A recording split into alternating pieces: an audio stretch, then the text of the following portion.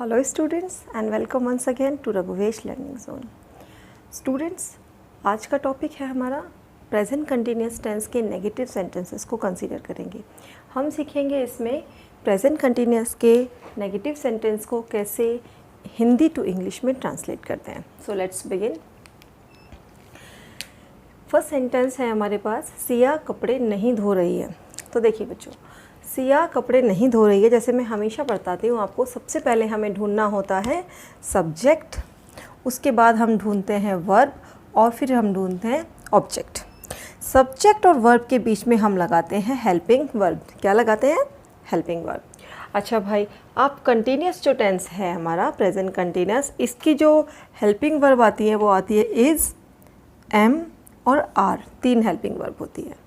तो चलो सबसे पहले हम ढूंढ लेते हैं सब्जेक्ट। सिया कपड़े नहीं धो रही है, सब्जेक्ट है सिया, मैंने लिख दिया है सिया।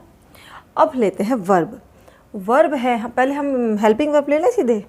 तो हमने ले लिया हेल्पिंग वर्ब, सिया के साथ लगेगा इज़। सिया अकेली है तो सिया के साथ आप लगाओगे इज़। अब लेंगे वर्ब, नहीं धो रही है।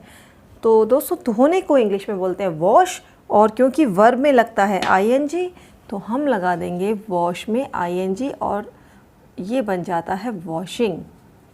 लेकिन ट्विस्ट ये है कि नहीं धो रही है, क्योंकि वो कपड़े नहीं धो रही है, इसीलिए अब हमें क्या करना पड़ेगा?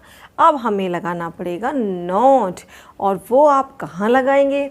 क्या मैं वॉशिंग के बाद यहाँ नॉट लगा दूँ? Is it correct? No, not at all. आप लगाएंगे इसको हेल्पिंग वर्ब के आगे। आप इस बात को नोट कर लीजिए, आपको नॉट जो यूज़ करना है वो हेल्पिंग वर्ब के बाद करना है। सिया इज़ नॉट, अब लेंगे आप washing. Siya is not washing clothes. समझ में आया?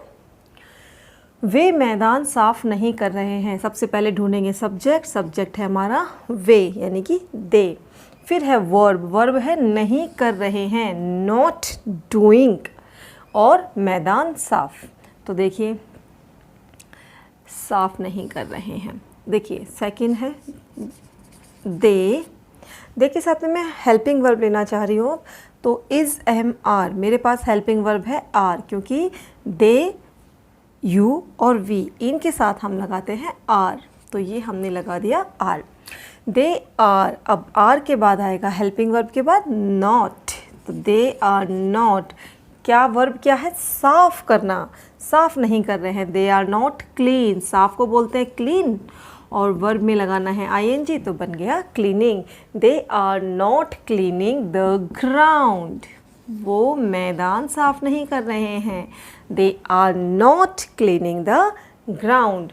तो आपको जो बात याद रखनी है वो ये कि किसी भी सेंटेंस को ट्रांसलेट करने से पहले आप उसका चेक कर लेंगे सब्जेक्ट। आपको सब्जेक्ट देखना है। अगर सब्जेक्ट सिंगुलर है, obviously you can go with is, आपको हेल्पिंग वर्ब इज़ ले लेनी है।